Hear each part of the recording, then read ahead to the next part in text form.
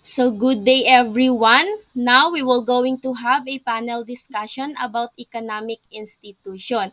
So are you guys ready? Yes, Yes, ma'am. ma'am. Yes, ma'am. Yes, Okay, ma'am. very good. But before we start, magpakilala muna ang lahat. Then sasagutan nyo yung tanong na, what comes in your mind when you hear the word economic institution? One or two words lang po ang inyong sagot class. Like for example, ako ang mauuna. I'm Rowena Janda, consume goods. So nakuha ba ng lahat? Yes, ma'am. Okay, Yes po. very good. So let's start to Miss Alagos. Good holy everyone. I am Christine Nancy Alagos, insurance companies. Okay, very good. Miss Indrina. Good holy everyone. I am Karen Jean Mendrina. Provide goods and services. Okay, thank you. Miss Amorin. Hello everyone, I'm Chinimi Al Amarin, Business Organization. Okay, thank you. Miss Luntok.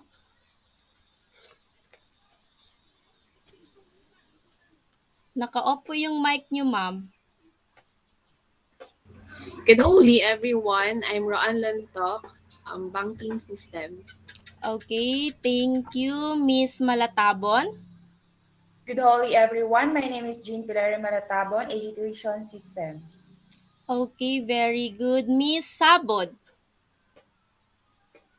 Good holy everyone. I am Miralyn El Sabod, Exchange. Okay, thank you, Miss Sabod. Miss Villajuan. Good holy everyone, I'm Jacqueline Invillahawan, Distribution. Okay, very good. And Miss Yurag. Good holy everyone. I am Riza May Yurag. Satisfy people needs and wants. Okay, thank you class. So, I think ang lahat ay natawag na. So, now let's proceed to our proper discussion. So, what is economic institution? Anyone? Yes, Miss Sabot. Okay, good holy ma'am. Economic institution is the structure and means by which a society produces, distributes, and consumes goods and services. The global economy is an interconnected network of economic activity that transcends national borders and spans the world. So when we say economic institution are those that are involved in the production and distribution of the goods and services that members of society needs. It is also to satisfy people's needs and wants. Every society develops a system of rules and norms that governs the production, distribution, and consumptions of goods and services. That's all. Thank you, ma'am. Okay, thank you, Miss Sabot. Yes, Miss Luntok, do you have any idea what is economic institution? Yes, ma'am. Add lang po ako, ma'am. Okay po. So, economic institution also focus on to understand the role of the evolutionary process, and it's also shaping the economic behavior. That's all po. Thank you. Okay, very good, Miss Lontok. Thank you, Miss Lontok and Miss Sabod. So, when we say economic institution class, si economic institution is siya yung nagpo-produce at nagkukonsume ng mga goods and services. Si economic institution class is napakahalaga niya when it comes kay society. So, sana all class mahalaga, di ba? Okay, let's move on to the characteristic of our economic institution. So, sino ba ang makapagbibigay ng characteristic ni economic institution? Anyone? Yes, Miss Yurag. Good holy ma'am. So when we say the characteristic of economic institution, we have a economic system, division of labor, production and distribution, and also the economic organization. So when we say the economic system, it is every society has developed a system based on some ideology by which control and use of capital goods and services are determined. And when we say division of labor, it is the main characteristic of economic institution or that of division of labor. This is most important in the industrial economy where specialization and independence are essential. Okay, very good, Miss Yurag. So, Miss Malatabon, may idadagdag ka po? Yes po, ma'am. Okay So, po. the characteristics of economic institution, it has an independent and legal entity. And second, it's seeking to perform the function for which every institution or it is the function of the institution because the capacity of to carry out every production of the institution. That's all, ma'am. Okay, very good. Thank you, Miss Malatabon and Miss Yurag. So now, let's move on to the function of economic society. So, economic institution rather. So, when we say economic institution, ay, wait lang, nagkamali ko. Wait lang. Okay, sige lang. Ikuan lang nako, ikat lang nako karon. So, let's proceed to the function of economic institution. So, who among you can discuss what is the function of economic institution? Anyone?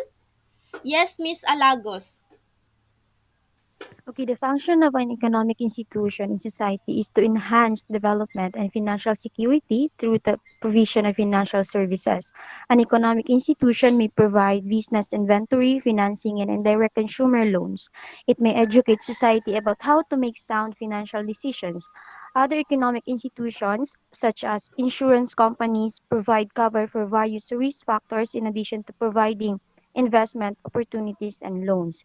Institutions such as commodity markets, stock exchanges, and option exchanges help creating and providing ownership of financing claims. They also help to maintain market liquidity and manage risk associated with price changes.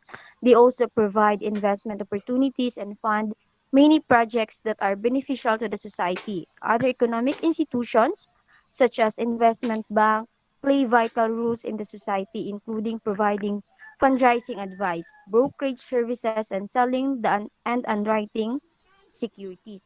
Economic systems are instrumental in developing a community. They also participate in projects that are beneficial to the society through their social responsibility role. They inject funds into local business and conduct research aimed at improving the living standards of people within a society. The role of maintaining liquidity and managing price changes is essential for achieving a stable business culture and efficient operations. So the following are the functions of economic institutions, which include first, power and authority, need satisfaction, social stratification, interdependence of other institutions, needs employment, division of labor, provision of funds. So the first is power and authority. Para mas madali natin intindihan, let me define the power and authority. So when we say power, is the intentional influence over the beliefs, emotions, and behaviors of people, while authority refers to the formal power to act. So the economic resources provide power and authority to its holder, and to those who have access and possess more economic resources, they are powerful and authoritative in society. So, for example, wealth and economic resources are the source of power in society. The holder of wealth can control various agencies of society. So, the second one is need satisfaction. The major function of economic institutions is to fulfill the human needs for which they have developed. In modern world, our basic needs have enormously increased. We need industrial and agricultural goods and services to survive in modern world. Economic institutions are obligated to satisfy those needs. This is ways all the sectors of economy play an important part in this regard. The employment is very important for the economic survival of individuals. If employees receive adequate pay, then their needs will be satisfied. So the third one is social stratification. Refers to a system by which a society ranks categories of people in a hierarchy. In capitalist system, there is an even distribution of resources among people, which create many social classes in society. Individuals in society belong to different classes such as upper, middle, and lower class. They can move upward or downward on the social ladder. For instance, if lower class people get access to more resources, they move upwards in the social ladder and may become middle class or upper class. And if the resources of upper class diminish, they will move downwards and may become middle class or lower class. Social inequality plays a vital role in the smooth operation of a society. So the fourth one is in the interdependence of others' institutions. Survival of economic institution depends on the cooperation with other institutions. Labor force work in different industries, which comes from the institution of family, and without labor, it is impossible to produce. Technical and managerial staff comes from the educational institution. The role of sociologists initiate when workers go on strike and industries get closed. Government formulate rules and regulations for businesses, and business owners have to follow those rules. Therefore, cooperation with other institutions is mandatory for economic institutions. So the fifth is employment. Economic institutions creates jobs opportunities for people through which they can generate income and earn livelihood. That's how people in the society satisfy their basic needs. Many businesses are developed under the economic institutions. So the sixth is division of labor. Economic institutions create jobs for the people who acquire different skill sets. The role and the responsibilities of employee depend on their skills. And the last one is provisions of fund. Economic institutions provide economic assistance to other institutions as well. It provides funds to government in the shape of taxes, to the family in the shape of salary. So that's all, ma'am. Okay, thank you, Miss Alagos. So, when we say economic institution class is siya yung may pinakamalaking gampanin kay society. So, si society class is hindi siya magdi-develop kung wala si economic institution. So, sana all class, di ba, together? Okay, by the way, let's move on to the kinds of economic institution. So, sino ba ang makapagbibigay ng kinds ni economic institution? Anyone? Yes, Miss Indrina.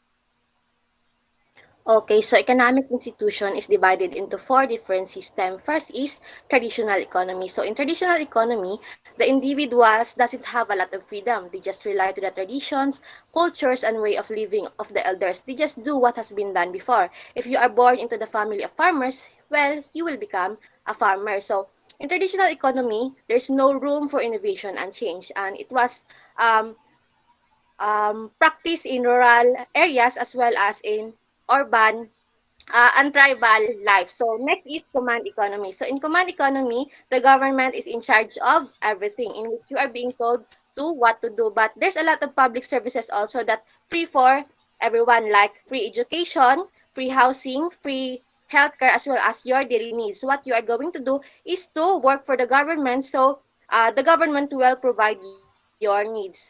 Next is market economy. So in market economy, the government will doesn't have any control. It is free market. Everyone can own, can build, and can run a business. All people can react to the market right away without waiting the government to make a decision. Lastly is mixed economy. In mixed economy, this is the most popular economy in the developed world today. It is mixed between command economy and market economy. It means that the government is involved in the economy, but the individual consumers and sellers as well can participate in making decision. That's all po. Okay, very good, Miss Indrina. So, when we talk about the kinds of economic institution, hindi talaga mawawala dyan si traditional economy, si command economy, si market economy, and si mixed economy. Yang apat na yan classes, hindi yan sila naghihiwalay kapag si economic institution na ang pinag-uusapan. So, sana all walang iwanan class. By the way, since na-discuss na naman ng lahat yung mga important details about kay economic institution, now let's move on to our last question. So, sa last question natin, class, lahat kayo is magbibigay ng inyong short insight or opinion. Now, the question is, how this institution fulfilled its function? So, sino ba ang mauuna? Oh, okay, since na-discuss na ng lahat ang mga important details about kay economic institution, so let's proceed to our last question. So, last question natin, class, is how this institution fulfilled its function. So, sino ang makapagbibigay ng kanyang insight or opinion? Anyone? Yes, Miss Amorin. So, the function of an economic institution is to enhance development and financial security through the provision of financial services. An economic institution may provide business eventually financing and indirect consumer loans. It may educate society about how to make sound financial decisions. Other economic institutions, such as insurance companies, provide cover for various risk factors in addition to providing investment opportunities. That's all po, ma'am. Okay, very good, Miss Amorin. Yes, Bilyahuan, may idadagdag ka? Yes, ma'am.